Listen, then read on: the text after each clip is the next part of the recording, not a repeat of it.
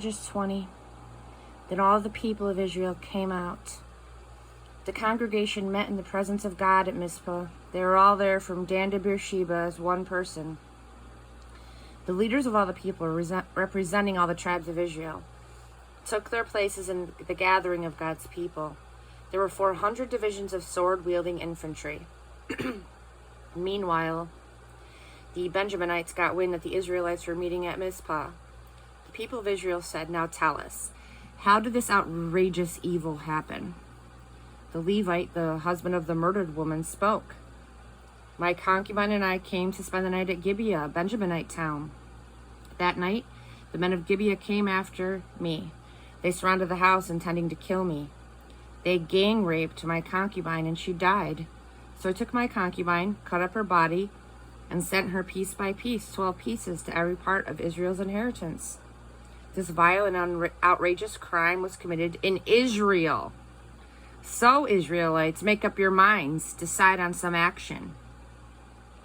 All the people were at once and as one person on their feet. "None of us will go home. Not a single one of us will go to his own house. Here's our plan for dealing with Gibeah. We'll march against it by drawing lots. We'll take 10 of every 100 men from all of the tribes of Israel, 100 of every 1,000, and 1,000 of every 10,000, to carry food for the army. When the troops arrive at Gibeah, they will settle accounts for this outrageous and vile evil that was done in Israel." So all the men in Israel were gathered against the city, totally united. The Israelite tribes sent messengers throughout the tribe of Benjamin, saying, "What's the meaning of this outrage that took place among you? Surrender the men right here and now. These hell ragers of Gibeah, will put them to death and burn the evil out of Israel." But they wouldn't do it. The Benjaminites refused to listen to their brothers, the people of Israel. Instead, they raised an army from all their cities and rallied at Gibeah to go to war against the people of Israel. In no time at all, they had recruited from their cities 26 divisions of sword-wielding infantry. From Gibeah, they got 700 hand-picked fighters, the best. There were another 700 super marksmen who were ambidextrous. They could sling a stone at a hair and not miss. The men of Israel, excluding Benjamin, mobilized 400 divisions of sword-wielding fighting men. They set out and went to Bethel to inquire of God. The people of Israel said, "Who of us shall be first to go into battle with the Benjaminites?" God said, "Judah goes first." The people of Israel got up the next morning and camped before Gibeah. The army of Israel marched out against Benjamin and took up their positions, ready to attack Gibeah. But the Benjaminites poured out of Gibeah and devastated 22 Israelite divisions on the ground. The Israelites went back to the sanctuary and wept before God until evening. They again inquired of God, "Shall we again go into battle against the Benjaminites, our brothers?" God said, "Yes, attack." The army took heart. The men of Israel took up the positions that they had deployed on the first day.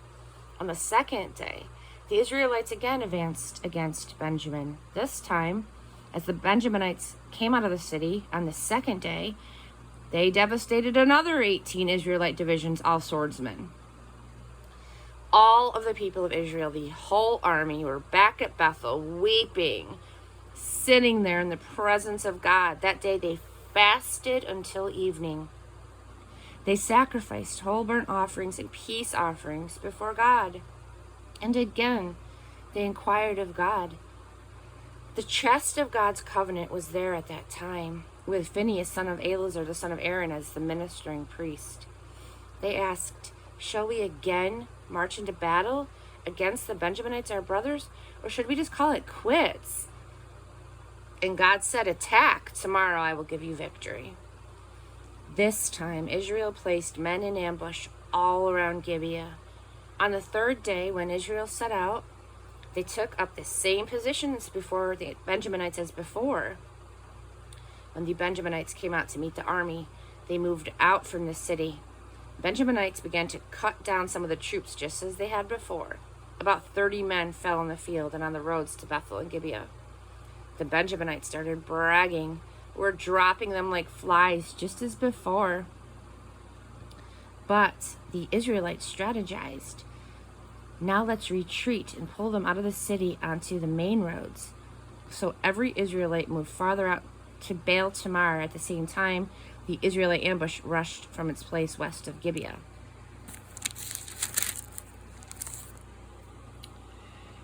10 crack divisions from all over Israel now arrived at Gibeah. Intense, bloody fighting.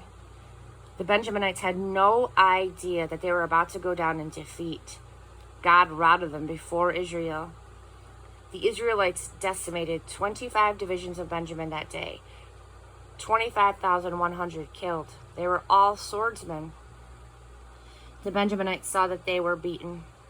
The men of Israel acted like they were retreating before Benjamin, knowing they could depend on the ambush that they had prepared for Gibeah.